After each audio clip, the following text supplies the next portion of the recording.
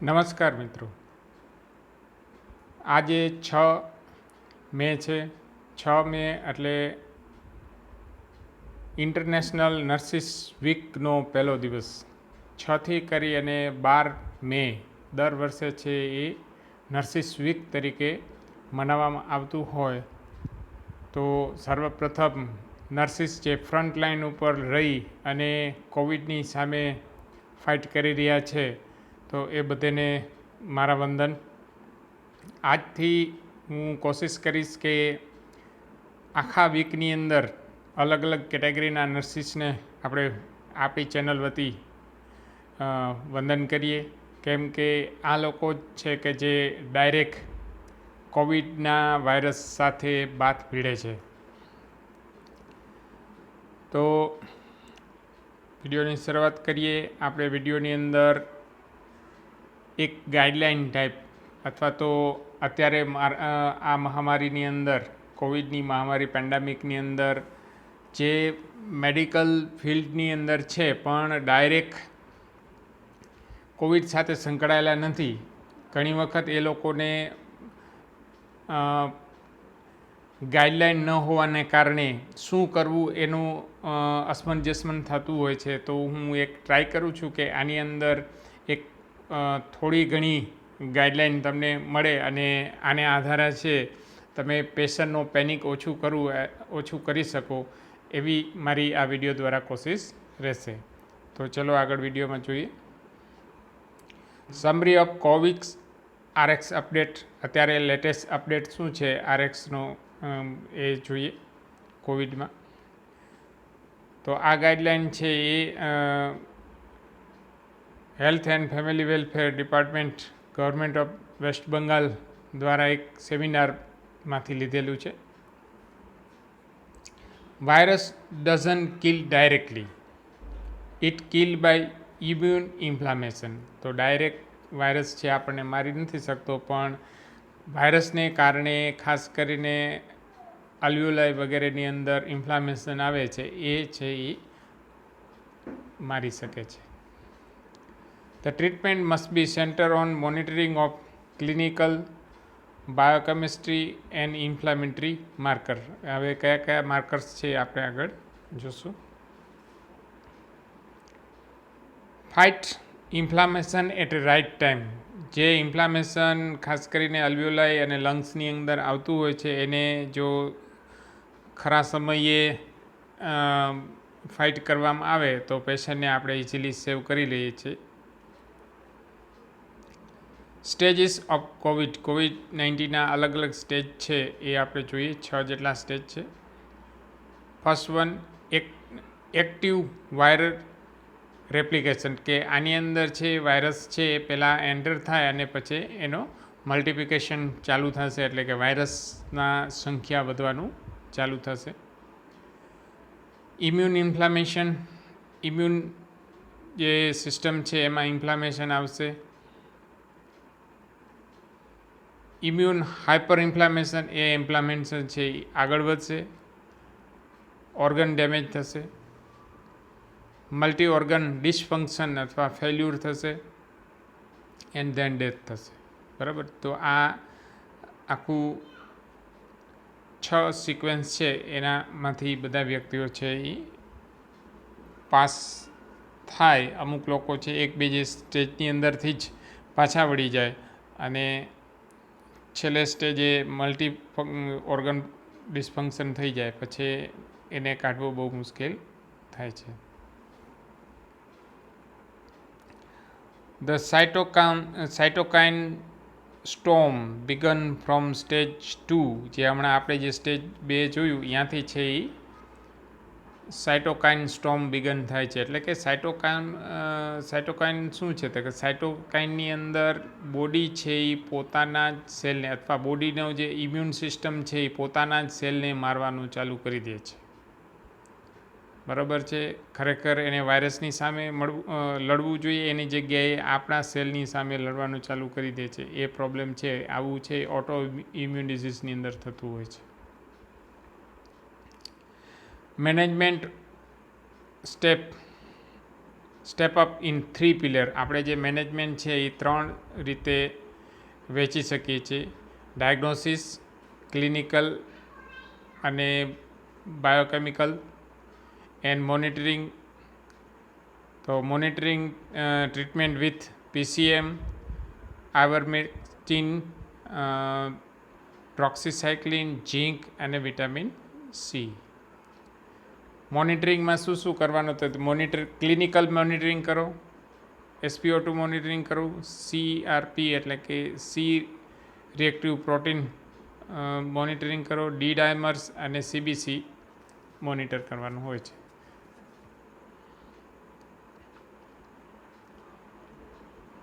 Start Dexona if a CRP is 5 times more than normal. અથવા આપણે CRP છે normal 5 હોય છે, અપર લિમિટ નોર્મલ 5 હોય છે, તો 5 ગુણ્યા 5 એટલે કે 25થી ઉપર જો વહી જાય તો ડેક્ઝોના સ્ટાર્ટ કરવું જોઈએ. પછી ડી ડાયમર્સ છે એ મોર દેન 2 times એટલે કે 500 નોર્મલ હોય છે અને 1000થી ઉપર વ્યૂ જાય ડી ડાયમર્સ, તો જે બ્લડ થિનર છે એ ચાલુ કરવા પડે. ન્યુટ્રોફિલ લિમ્ફોસાઇટ રેશો જે 3થી વધી જાય તો પણ અહીંયા ડેક્ઝોના છે સ્ટાર્ટ કરવું જોઈએ. ડેક્ઝામિથાઝોન છે ઇન્જેક્ટેબલ અથવા ઓરલી કેટલું લેવું આપણે આગળ જોઈએ. મેનેજમેન્ટ લેવલ્સ, તો 3 જેટલા મેનેજમેન્ટ લેવલ્સ છે. મેનેજમેન્ટ લેવલ 1 જે નોર્મલી બધા કરી શકે, બરાબર છે. PCM એટલે કે પેરાસિટામોલ 500 અથવા 650 આપી શકાય. આઇવરમેક્ટિન, ડ્રોક્સીસાયક્લિન, વિટામિન સી, ઝીંક અને SpO2 મોનિટરિંગ કરવાનું છે પહેલાં સ્ટેજની અંદર, અને આ બધા ઘરે કરી શકે છે. If there is increase in CRP, D-dimer and neutrophil lymphocyte ratio, then move to stage 2. જો આ ઇન્ક્રીઝ થાય તો 2 સ્ટેજ ઉપર આવી જવાનું. આ સ્ટેજની અંદર શું કરવાનું? તો કે ઓક્સિજન આપવાનું, ડેક્સામિથાઝોન આપવાનું, એન્ટીકોગ્યુલન્ટ અને કોમોર્બિડિટી જે હોય કંઈ તો એની કેર કરવાની. If there is a falling oxygen and organ failure, step up to level 3. BiPAP અને બીજું છે હાઈ ફ્લો નેઝલ કેન્યુલાથી આપણું ઓક્સિજેશન આપવાનું, વેન્ટિલેશન કરવાનું અને હાઈ ડોઝ સ્ટીરોઇડ એન્ટીબાયોટિક સાથે ચાલુ કરી દેવાનું, બરાબર. આ થર્ડ લેવલનું મેનેજમેન્ટ છે. બાયપેપ અને વેન્ટિલેશન અથવા હાઈ ફ્લો ઓક્સિજન કેન્યુલેશન કરવાનું. ડેક્સામિથાઝોન is a game changer.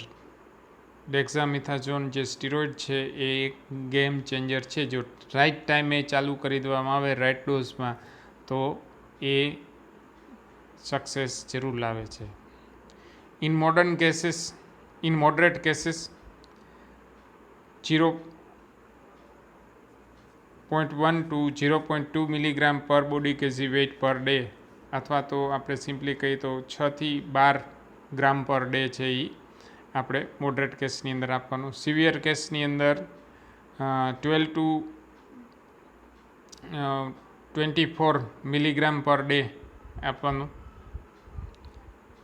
Sequence of events એટલે કે અલગ અલગ ઇવેન્ટ્સ છે બોડીની અંદર કોવિડમાં કેવી રીતનું થાય છે, તો કે ઇન્ક્રીઝ ઇન્ફ્લામેટરી માર્કર એટલે કે CRP, ડી ડાયમર્સ વગેરે છે ઇન્ક્રીઝ થાય. CRP ઇન્ક્રીઝ થાય તો શું થાય? તો કે CRP ઇન્ક્રીઝ થાય, ઓર્ગન અથવા લંગ્સ ડેમેજ, ઓર્ગન્સ ડેમેજ થાય, લંગ્સ ડેમેજ થાય. લંગ્સ ડેમેજ થશે તો decrease SpO2, decrease PaO2 decrease થશે અને ડિક્રીઝ SpO2, અને SpO2 છે એ એટલે કે સેચ્યુરેશન છે ઓક્સિજનનું એ ડાઉન થશે. આ જ સિક્વન્સ હોય છે. લેબ એન્ડ ક્લિનિકલ મોનિટરિંગ, તો CBC એટલે કે complete blood count, C reactive protein એટલે કે CRP, ડી ડાયમર્સ. આ છે 48 અવર્સ, એવરી 48 અવર્સ છે રિપીટ કરીને જોઈ લેવાનું. 48 અવર ટુ 72 અવર્સની વચ્ચે છે રિપીટેશન થવું જોઈએ અને એને મોનિટરિંગ કરવાનું વધઘટ થાય છે કે શું છે એના માટે. પછી છે બીજા છે LFT એટલે કે liver function test, KFT kidney function test. આ પણ 48 અવર્સ ટુ 72 અવર્સમાં રિપીટ કરવાના, એટલે કે આપણે લીવર અને કિડની ઉપર કંઈ ડેમેજ છે કે નહીં એ જોતું રહેવાનું. પછી થર્ડ છે ટ્રોપોનોન T અને ટ્રોપોનોન I જે કાર્ડિયાક માર્કર છે એ જોતું રહેવાનું. ECG જોતું રહેવાનું, એમાં કંઈ ચેન્જીસ છે કે નહીં. HRCT ના ખાસ કરીને સ્કોરિંગ જોવાનું. જેમ સ્કોર છે એ હાયર 25માંથી સ્કોર કરવાના, 25માંથી 25 ઇટ્સ મીન્સ કોરોના નથી, અને જેમ લોવર સ્કોર છે ઇટ મીન્સ ઇટ્સ સિવિયર છે, અથવા એક્સરે ચેસ્ટ વગેરે પણ કરાવી શકીએ. પછી ચેન્જ ઇન પોઝિશન, તો પોઝિશન છે પેશન્ટની ખાસ 2-3 કલાક દિવસે પ્રોન પોઝિશનની એટલે કે ઉથમાં સૂવાનું, અને રાત્રે પણ એટલે કે દિવસમાં 6-7 કલાક લગી પ્રોન પોઝિશનની અંદર સૂઈ શકે તો વધારે સારું. બરાબર. પ્રોન પોઝિશન એટલે ઉથમાં સૂવાનું, અને એના છે એ સૂવાથી છે ઓક્સિજન લેવલ છે એ વધે છે. Warning sign to step up level 3 treatment. ત્રીજી લેવલે આપણે ક્યારે જવાનું, તો કે ડિફિકલ્ટી ઇન બ્રિધિંગ, જો શ્વાસોશ્વાસમાં તકલીફ પડે, persistent high grade fever, recurrent of fever after remission, એક વખત ફીવર વયો ગયો પછી ફરી પાછું આવે. પાલ્પિટેશન, ઘણી વખત એવું થાય કે આપણા હૃદયના ધબકારા છે વધી ગયા છે એવું થતું ત્યારે. Chest pain and chest tightness, જો ઇન્ફ્લામેશન હશે તો ટાઇટનેસ અને પેઇન થશે. Severe cough, any new onset of symptom, કંઈ પણ નવા સિમ્ટમ દેખાય, કેમ કે આ નવું સ્ટ્રેન આવેલું હોય તો એમાં નવા વધતા હોય છે symptom. SpO2 less than 90 in room air, જો આપણી SpO2 છે એ મેજર કરીએ અને એ 90 કરતાં SpO2 90 કરતાં ઓછું હોય તો પણ આપણે એ ઇન્ડિકેટ કરે છે કે લેવલ 3ની અંદર જાય. CRP 5 times of upper limit normal, એટલે કે 5 છે અપર લિમિટ નોર્મલ, તો 25થી ઉપર હોય તો આપણે લેવલ 3 ઉપર જવાનું. પછી D dimers 2 times of upper limit normal, and neutrophil lymphocyte ratio more than 3.13 હોય ત્યારે. હવે ઓક્સિજન છે એ ક્યારે ક્યારે આપવાનો અથવા કેવી રીતના આપવાનો, તો કે ઓક્સિજન છે એ નેઝલ કેન્યુલા દ્વારા આપણે આપી શકીએ. નેઝલ કેન્યુલા દ્વારા જ્યારે આપતા હોઈએ ત્યારે એ મેક્સિમમ છે 4 લીટર પર મિનિટ જઈ શકે, એનાથી વધારે નહીં જાય. એટલે 2 થી 4 લીટર જ્યારે ઓક્સિજન આપવાનો ત્યારે we can use nasal cannula. Face mask, જેમાં આપણે 6 થી 10 લીટર પર મિનિટ આપવાનું હોય ત્યારે ફેસ માસ્કનો યુઝ કરીએ છીએ. પછી છે નોર્મલ રિબ્રિધિંગ વાળું જે હોય છે એની અંદર આપણે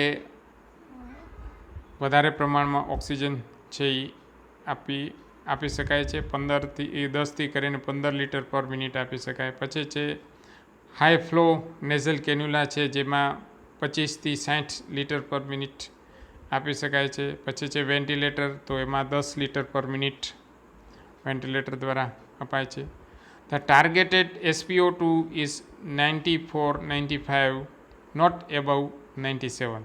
તો આપણે કેવું તો કહી શકીએ કે 94 to 97 રહેવું જોઈએ, બરાબર છે.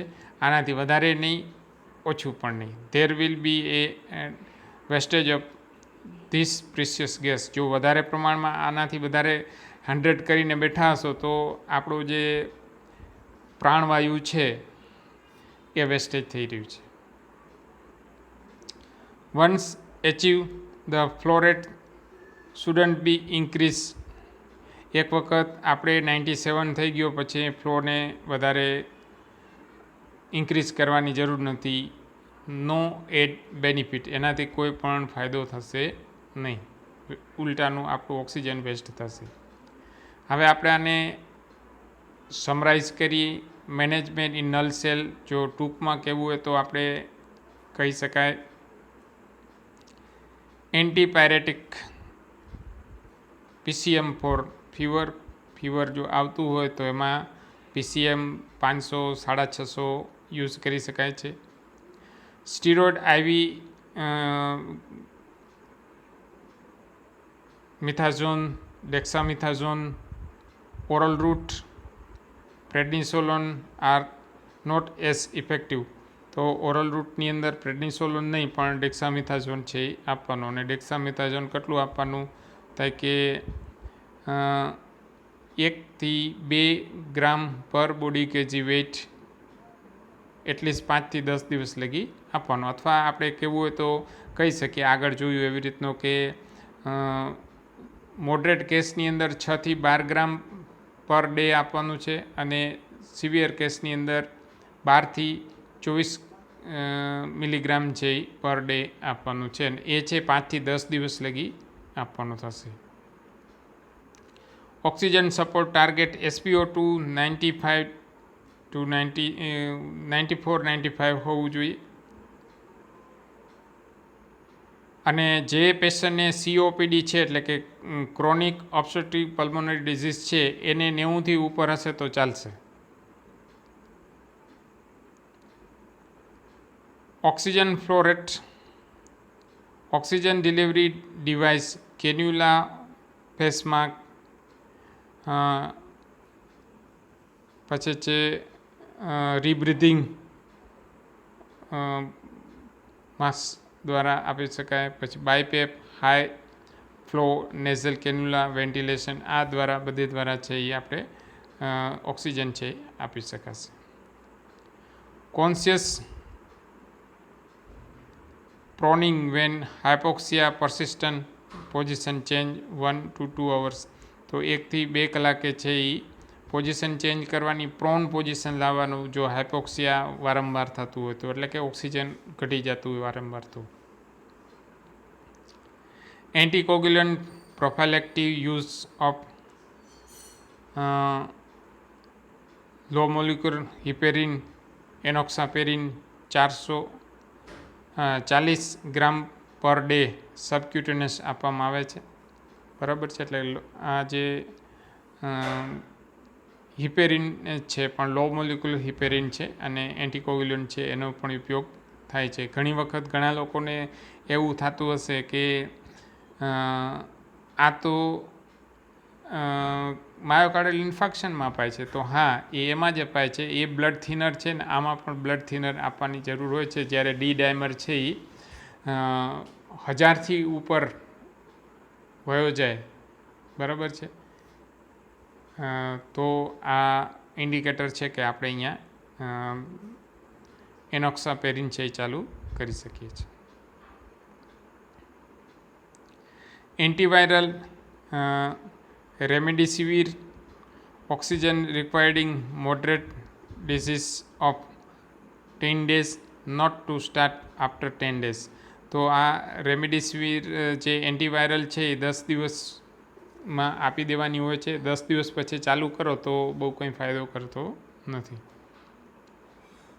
કોન્વેલન્સ plasma not great, may consider in selected case.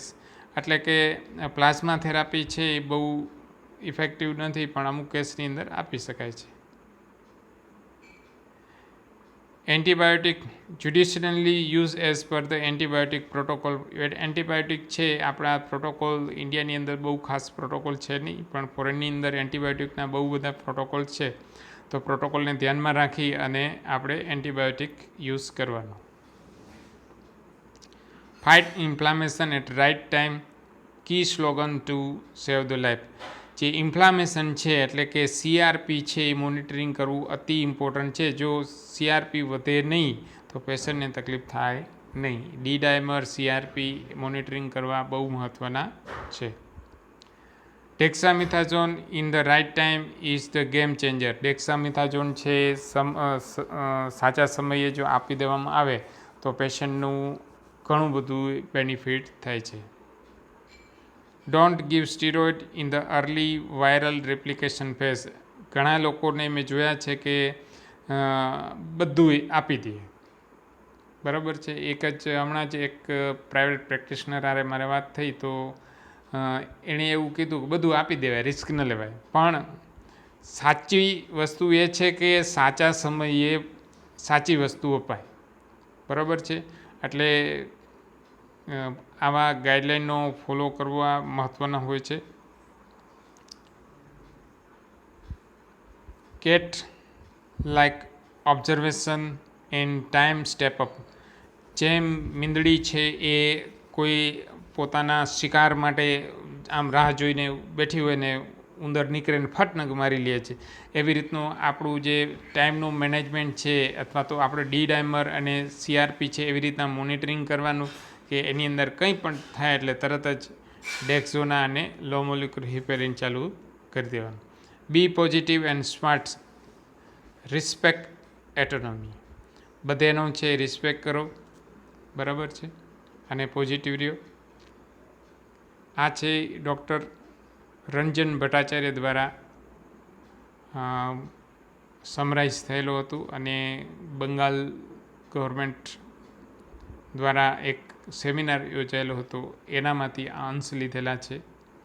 આશા કરું છું આ તમને લાભદાયક હશે અને આના કારણે 2-4 જિંદગીઓ બચશે. ત્યાં લગી આપણે રજા લઈએ છીએ. જય Hind. Thank you for watching.